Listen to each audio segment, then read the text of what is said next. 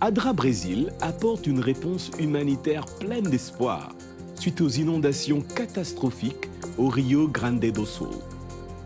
L'Église adventiste du 7e jour favorise l'inclusion mondiale des enfants autistes dans l'éducation spirituelle et l'évangélisation. Nuevo Tiempo TV conduit toute une famille au baptême au Chili. Les jeunes asiatiques s'unissent dans la foi et la fraternité au premier Camporé des explorateurs en Malaisie qui rassemble des milliers de participants. Les initiatives innovantes de l'Église adventiste du 7e jour transforment des vies dans l'Europe sécularisée. Des histoires inspirantes et bien d'autres, maintenant sur ANN.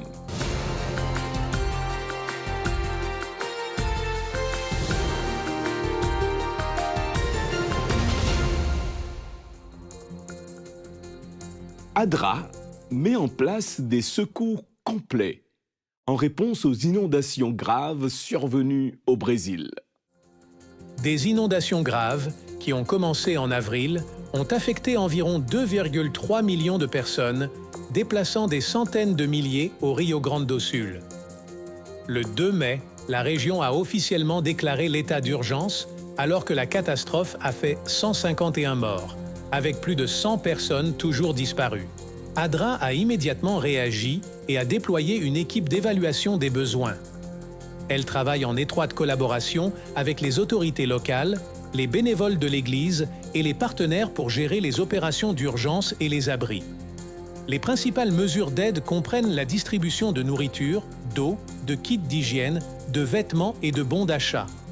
Le camion de solidarité de l'agence a été crucial. Il fournit des services de blanchisserie, des repas et de l'eau potable, grâce à l'implication de plus de 200 bénévoles. À ce jour, ADRA a distribué plus de 14 000 kilos de linge propre, 8 600 repas cuisinés, 4 000 litres d'eau et des milliers de kits d'hygiène, de vêtements et de matelas. L'organisation propose également des soins psychosociaux et s'est associée à l'UNICEF pour établir des espaces sûrs pour les enfants. ADRA Brésil continue de planifier la reconstruction à long terme pour aider les communautés à se reconstruire. L'Église adventiste du 7e jour dans le sud-est du Brésil a lancé le livre « Autisme dans l'Église ». L'importance du partenariat entre les enseignants et les parents dans l'inclusion des enfants et des adolescents lors des réunions d'administrateurs. Produit par Jacqueline Calbert-Mater, Suzette Agua, Edna Correa et Aline Venancio, la publication propose des stratégies pratiques pour inclure les enfants autistes dans l'école du sabbat. Suzette Agua, la directrice du ministère des Enfants de la région, parle des débuts de cet ouvrage. Nous avons partagé le premier projet avec quelques personnes pour obtenir des retours. C'est là que Jacqueline intervient. En tant que mère d'un enfant autiste, nous voulions savoir si ce matériel et ces suggestions pourraient être appliqués. Elle a répondu que c'était incroyable et génial. Mais elle a attiré mon attention sur le détail qui manquait dans ce premier volume. Elle m'a demandé « Où est le partenariat avec la famille ?» Pourquoi ? Parce que certaines stratégies ou supports, comme le terme utilisé dans le premier volume, amènent l'enseignant à observer et découvrir les moyens qui fonctionneraient le mieux pour l'autorégulation de cet enfant. Et elle a fait une observation remarquable. Elle m'a dit que parfois, il faudrait 3 à 6 mois à l'enseignant pour observer cet enfant et savoir ce qui fonctionnait le mieux pour l'autorégulation. Et en parlant au père de l'enfant, nous aurions ces réponses beaucoup plus rapidement. Elle m'a parlé de l'importance du partenariat entre la famille et l'Église. Et j'ai été enchantée par cette idée. Et c'est en écoutant ces histoires de vie, ces tentatives et toutes les suggestions de 10 ans d'expérience que j'ai trouvé ça si brillant que je me suis dit que ça doit être partagé. Et puis est venu le deuxième volume. Le but de ce travail est d'inspirer d'autres mères à ne pas abandonner. Avec la bénédiction de Dieu et toute une communauté ecclésiale prête à vous soutenir, votre enfant pourra également venir à l'église pour participer au culte et avoir son cœur rempli de Jésus. Ce livre, Ayane, est le fruit de cette première publication. Lorsque nous l'avons réalisé, il s'agissait d'une demande de nos responsables. Que faire avec les enfants autistes à l'école du sabbat dans la perspective de préparer du matériel pour les enseignants? Nous nous dirigeons vers la Californie aux États-Unis. La 39e journée annuelle des enfants, présentée par Farmer Boys, une chaîne de restaurants, a transformé le super terrain de Drayson Center de l'Université de Loma Linda en un événement ludique et éducatif. Des centaines d'enfants et leurs familles ont apprécié la célébration. L'événement proposait des activités interactives et des performances. Les moments forts comprenaient une clinique pour les ours en peluche, où les enfants apprenaient les examens médicaux sur leurs animaux en peluche, et des ateliers pratiques comme le moulage des doigts. La session Pets Aiding Wellness a mis en lumière les bienfaits thérapeutiques des animaux de thérapie, tandis que l'exposition sur les animaux venimeux du Dr Bill Hayes offrait un regard intrigant sur la nature. Le programme visait à éduquer et à autonomiser les enfants en leur permettant de se familiariser avec les environnements médicaux et les professionnels de santé. Maintenant, dirigeons-nous vers Dantai, en Malaisie, où des milliers de jeunes de toute l'Asie se sont réunis pour le premier Camporé des explorateurs. Un événement qui a réaffirmé l'unité et les valeurs chrétiennes parmi les jeunes. Le Camporé a vu la participation de plus de 2300 explorateurs qui ont apprécié une semaine d'aventure, de développement du leadership et d'approfondissement de leur compréhension du caractère du Christ. Au milieu des paysages préservés et riches de la région de Dantai, dans la ville de Kota Belud, dans l'état de Sabah, des jeunes de toute l'Asie ont profité de moments palpitants de célébration et d'engagement dans un magnifique décor côtier. Organisé par l'Église adventiste du 7e jour en Malaisie, sous la direction du département de la jeunesse, cet événement historique a réuni une délégation internationale de pays comme les Philippines, le Bangladesh, l'Inde, Singapour, la Thaïlande, la Malaisie péninsulaire, Sarawak et Sabah. La région de Sabah, avec plus de 1700 campeurs, a démontré son engagement envers les explorateurs. Les responsables et les chefs guides, ainsi que des représentants du gouvernement local, ont honoré l'événement en servant de mentors pour les jeunes. Ils ont regardé avec enthousiasme l'aventure se dérouler, en mettant en avant un esprit de leadership au service, en développant des compétences et une compréhension spirituelle, et en façonnant la vie de nombreux jeunes serviteurs de Dieu. Le pasteur Ron Genebago, directeur des ministères de la jeunesse pour la région du sud de l'Asie et du Pacifique de l'Église adventiste du 7e jour, et sa femme, la chef guide Geneva Genebago, ont délivré un message inspirant. Ils ont encouragé les explorateurs à reproduire les qualités exemplaires de Caleb, dont le dévouement était infaillible envers Dieu, la fidélité, inébranlable, et la résilience, remarquable. Mes jeunes bien-aimés, j'aime partager ce que je partage toujours avec mes enfants. Vous n'êtes pas définis par les vêtements ni par les chaussures. Pendant l'événement, des prix de reconnaissance et des badges ont été présentés. Le prix de l'argile plastique et le badge sur la pandémie ont été mis en évidence. Ils reconnaissent des compétences créatives telles que la sculpture et des actes de gentillesse pendant la période de confinement mondial. L'événement a également été marqué par une cérémonie de baptême sur la plage à Dantai, où 23 individus ont célébré leur engagement envers la foi en Jésus-Christ. De plus, 123 chefs guides en formation ont été officiellement investis symbolisant leur implication dans le service et le leadership. Les dirigeants ont également reconnu des individus remarquables, totalisant 221 participants mis à l'honneur. Après une semaine intense d'activités ludiques et de moments spirituels, les participants sont rentrés avec le cœur plein d'inspiration, prêts à utiliser les leçons apprises pour le leadership et pour faire avancer l'œuvre du Seigneur. L'événement a réaffirmé l'unité des jeunes à travers l'Asie. Quel événement incroyable! Nous sommes ravis de voir autant de jeunes se réunir pour grandir et se développer ensemble.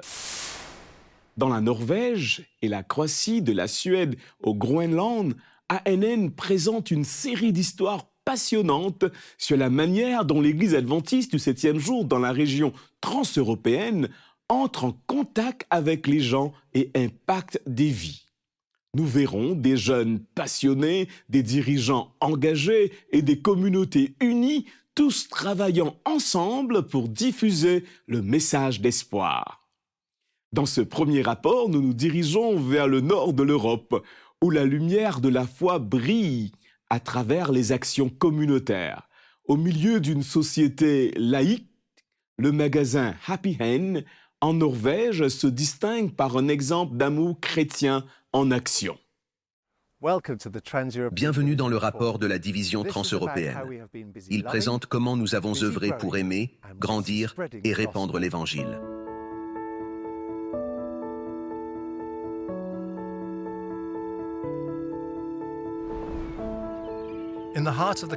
Dans la ville de Moss, à 80 km d'Oslo en Norvège, le magasin de seconde main Happy Hand est propice aux affaires. Mais au-delà des bénéfices qu'il génère, 5 000 $ sont donnés chaque mois à des œuvres de charité. C'est là que l'Église rencontre la communauté. Pia Nielsen explique pourquoi c'est important. En tant qu'Église, il est important de prendre soin des personnes de notre propre communauté et de celles qui n'ont pas toutes les ressources que nous avons en Norvège. C'est pourquoi nous vendons des choses pour donner l'argent à ceux qui en ont besoin. Et aussi, je pense qu'il est important que nous amenions l'Église adventiste en ville pour que les gens la connaissent. Beaucoup de gens à Moss ne connaissaient pas les adventistes avant Happy Hands. Maintenant, presque tout le monde sait qui sont les adventistes. La société en Norvège est laïque et pour la plupart chrétienne à bien des égards. La majorité des gens ne met jamais les pieds dans une église, sauf peut-être à Noël. C'est une façon pour nous de vivre notre foi dans la communauté. L'Église s'exprime d'une autre manière. Si nous voulons que les gens s'intéressent à ce en quoi nous croyons en tant qu'adventistes, nous devons nous lier d'amitié avec eux. Je pense que c'est très important.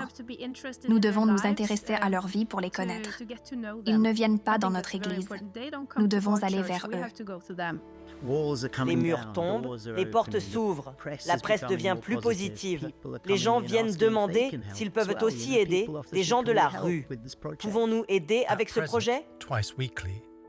2 fois par semaine, Happy Hand propose des cours de norvégien pour les Ukrainiens et les autres réfugiés.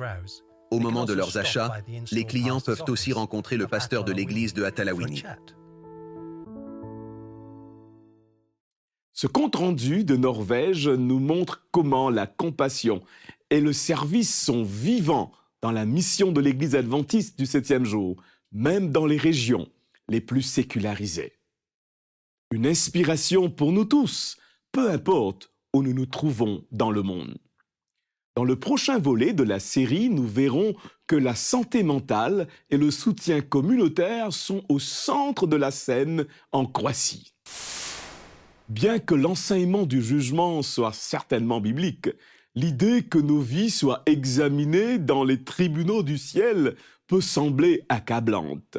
Rejoignez le pasteur Ted Wilson, président de la conférence générale de l'Église adventiste du 7e jour, alors qu'il plonge dans la deuxième partie du chapitre 28 de la tragédie des siècles d'Ellen White. Dans l'épisode d'aujourd'hui, découvrez pourquoi le jugement est une bonne nouvelle pour tous ceux qui ont accepté Jésus-Christ comme leur sauveur. Cependant, assez peut être compris concernant l'origine du péché et ce qu'il deviendra au final pour que nous puissions être assurés que Dieu est bon, juste et équitable. Dans la tragédie des siècles, nous lisons « C'est la manifestation d'un principe en guerre avec la grande loi de l'amour qui est la fondation du gouvernement divin. »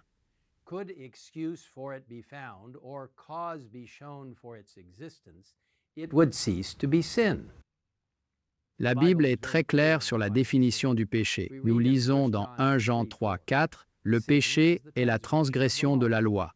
De la loi de qui? De la loi de Dieu. C'est la manifestation d'un principe réfractaire à la grande loi d'amour, base du gouvernement divin. » Voyez-vous, il fut un temps où le péché n'existait pas. Il y avait la paix et la joie dans tout l'univers. Tout y était conforme à la volonté du Créateur. L'amour pour Dieu était suprême et l'amour mutuel impartial. La loi de l'amour était le fondement du gouvernement de Dieu, et le bonheur de tous les êtres créés dépendait de leur acceptation de sa loi d'amour. Dieu n'a jamais et n'oblige jamais personne à accepter sa volonté pour eux. Il désire ardemment que tous ces êtres créés choisissent d'avoir une relation avec lui basée sur l'amour. Et il accorde la liberté de choix à chacun. Pour visionner l'épisode complet et d'autres vidéos approfondissant la foi adventiste et son histoire, visitez notre chaîne officielle sur YouTube. Dans la région centrale du Chili, la famille Almuna a accepté l'Évangile grâce à Nuevo Tiempo, à savoir Hope Channel en Amérique du Sud. Après avoir reçu des études bibliques, la famille a décidé d'être baptisée dans l'église adventiste du 7e jour. Le pasteur Andrés Dinamarca nous raconte cette histoire. Chers amis de Nuevo Tiempo, je suis avec une famille très spéciale. On leur fait un coucou. Voici le pasteur Fernando Ruiz. Nous sommes dans la région centre-sud du Chili, dans la ville de Miraflores. Aujourd'hui, la lumière s'est éteinte dans l'église. Regardez, la lumière s'est éteinte dans toute cette province. Mais nous sommes venus dans cette église pour le baptême de Daniela et Sergio, qui ne sont pas ici, car ils ont déjà été baptisés. Hector et Daniela. Mais vous vous demandez peut-être pourquoi ils sont 4 ici. Pourquoi vous avons-nous envoyé cette vidéo? Il y a quelque temps, la femme de Guido a allumé la télévision à la recherche d'une chaîne. Et tout en cherchant, elle a trouvé la chaîne Nuevo Tiempo. Et la vie a changé pour cette amie. Elle a changé pour Guido et pour toute la famille. Ils ont écouté le pasteur Jason Montoya et le pasteur Joel Flores. Ils ont commencé des études bibliques et ont cherché l'église où se rassemblèrent les gens de Nuevo Tiempo. Ils ont cherché une église adventiste du 7e jour. Bien qu'aujourd'hui il y ait eu 2 baptêmes en ce lieu, le Seigneur a aussi conduit toute la famille Almuna à accepter Jésus-Christ par le baptême. La parole de Dieu ne revient jamais sans effet. Dieu opère des miracles et utilise tous les moyens pour atteindre les gens. Nuevo Tiempo, Hope Channel, en Amérique du Sud, en collaboration avec les églises adventistes locales, fait la différence dans des milliers de vies. Des îles Salomon, un archipel au cœur de l'océan Pacifique, nous vient cette histoire de détermination et d'unité. Plus de 200 dirigeants locaux de l'Église adventiste se sont réunis pour une mission de formation en leadership. Naviguant dans des eaux difficiles, les responsables de l'Église ont surmonté les obstacles pour atteindre l'île reculée de la Nouvelle-Géorgie et participer à la formation en autonomisation du leadership promue par la Mission des îles Salomon, une organisation adventiste du 7e jour. L'événement a été une collaboration fructueuse entre la campagne 10,000 Toes qui vise à lutter contre le diabète et d'autres maladies chroniques, et ADRA Autriche. Il a permis d'aborder des sujets essentiels tels que le développement du leadership, la littératie financière, la gestion de la santé et la saisie de données. La formation a été marquée par des sessions d'apprentissage pratique, y compris des démonstrations alimentaires, qui ont remis en question les normes culturelles, impliquant les hommes dans une activité traditionnellement féminine. L'événement s'est terminé par des dépistages de santé, symbolisant le début d'un voyage vers l'autonomisation et le bien-être. Malgré de longs voyages en mer et des hébergements en camping, les participants ont fait preuve d'une résilience extraordinaire. Ils venaient de différentes îles, mais repartent en leaders unis, prêts à inspirer et à provoquer des changements positifs dans leur communauté.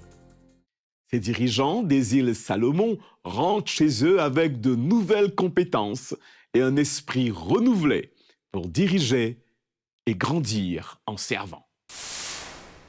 Rencontrer Chupikai, une mère résiliente du Zimbabwe.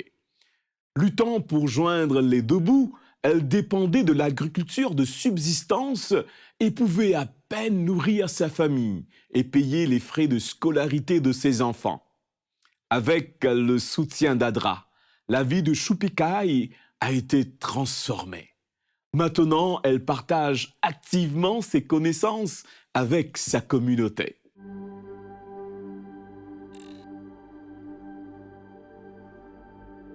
Nous vivions au jour le jour, à peine capables de nous acheter de la nourriture et de payer les frais de scolarité.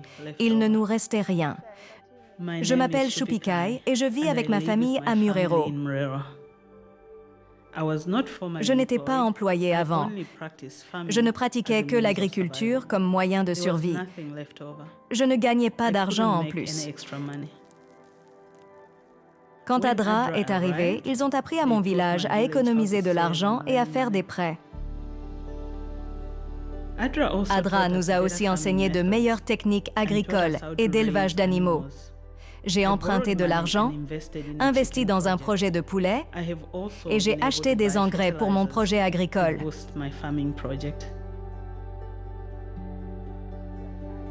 Maintenant, j'apprends aux autres à utiliser le système interne d'épargne et de prêt. C'est une partie de mon travail.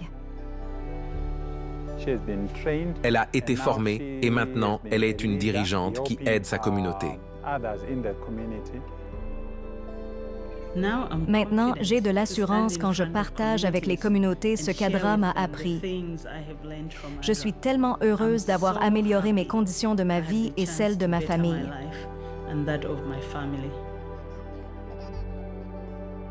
Si ADRA n'était pas venu, nous ne serions pas là où nous en sommes aujourd'hui. Nous serions tellement en retard dans notre progression. ADRA a aidé à façonner notre vision. Et maintenant, nous savons où nous allons dans la vie. Merci. Au cœur de la Géorgie, le pasteur Grigol et sa petite congrégation à Batumi ont un impact significatif. Étant l'un des deux seuls pasteurs adventistes du 7e jour du pays, le pasteur Grigol doit relever de nombreux défis. Malgré des ressources limitées, la communauté adventiste de Batumi s'engage à aider les réfugiés ukrainiens à travers des cours d'anglais et de géorgien afin de favoriser un sentiment de communauté et apporter du soutien.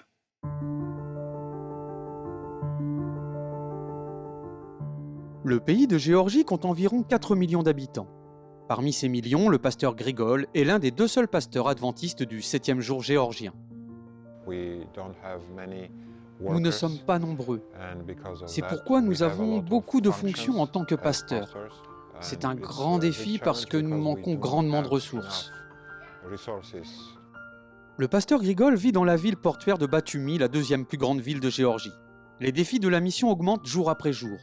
D'autant que de nouveaux appartements d'habitation, des casinos et d'autres constructions se développent autour de son église. Un très grand nombre de personnes sont méfiants. Ils ne nous croient pas quand on leur parle de Dieu. Je dirais que c'est l'un des défis à relever. Bien que la Géorgie ait été historiquement la deuxième nation à adopter officiellement le christianisme, l'adventiste a eu du mal à s'y implanter. L'église adventiste est particulièrement petite en Géorgie. On y compte environ 300 adventistes dispersés dans toute la Géorgie. À Batumi, nous avons une église composée d'environ 40 membres. Malgré leur petit nombre, les membres de l'église de Batumi ont la mission à cœur. Alors, ils ont trouvé des moyens pratiques pour suivre la méthode de la mission du Christ. Lorsque nous créons des liens d'amitié avec les uns et les autres, notamment à l'occasion de divers projets sociaux et humanitaires pour les personnes dans le besoin, et lorsqu'ils se rapprochent de nous et commencent à communiquer avec nous, alors nous avons plus de confiance de leur part. Récemment, l'afflux de réfugiés ukrainiens en Géorgie a suscité les plus grands besoins. Les adventistes de Batumi accueillent les réfugiés dans leur église pour divers cours et programmes. Aujourd'hui, ils donnent des cours d'anglais. Ces cours sont un excellent moyen pour les Ukrainiens de se réunir pour apprendre et se rencontrer. Ces rencontres leur ont permis de développer une communauté loin de chez eux, en Ukraine. Ainsi, ils se sentent soutenus et pris en charge. L'Église propose également des cours d'apprentissage de la langue géorgienne. L'apprentissage du géorgien les aide à trouver plus facilement du travail, à s'intégrer et à se sentir plus à l'aise. Grâce à ces projets, nous devenons amis avec eux et parfois ils posent des questions sur notre Église, sur nos croyances, et nous pouvons alors partager notre foi. Nous pensons que ces projets exerceront une influence et que certains d'entre eux commenceront peut-être à fréquenter notre Église. Le pasteur Grigol et les membres de l'église de Batumi ont prié pour obtenir des fonds afin de construire un centre d'influence urbain qui leur permettrait d'offrir davantage de programmes à ceux qui les entourent. Actuellement, l'église s'avère être trop petite. Parfois, nous rencontrons des difficultés parce que nous n'avons pas de salle ou de lieu permettant d'organiser différents types d'événements et de réunions. Par exemple, en ce qui concerne le cours d'anglais, nous devons utiliser le hall où habituellement nous organisons nos services. Je dirais que c'est notre plus grand besoin. Ce trimestre, une partie de votre offrande du 13e sabbat aidera à construire un centre d'influence urbain à Batumi en Géorgie. Cela améliorera les efforts de sensibilisation ici. C'est un grand honneur et une grande joie de voir que de nombreuses personnes se soucient de la mission dans notre pays et souhaitent la soutenir.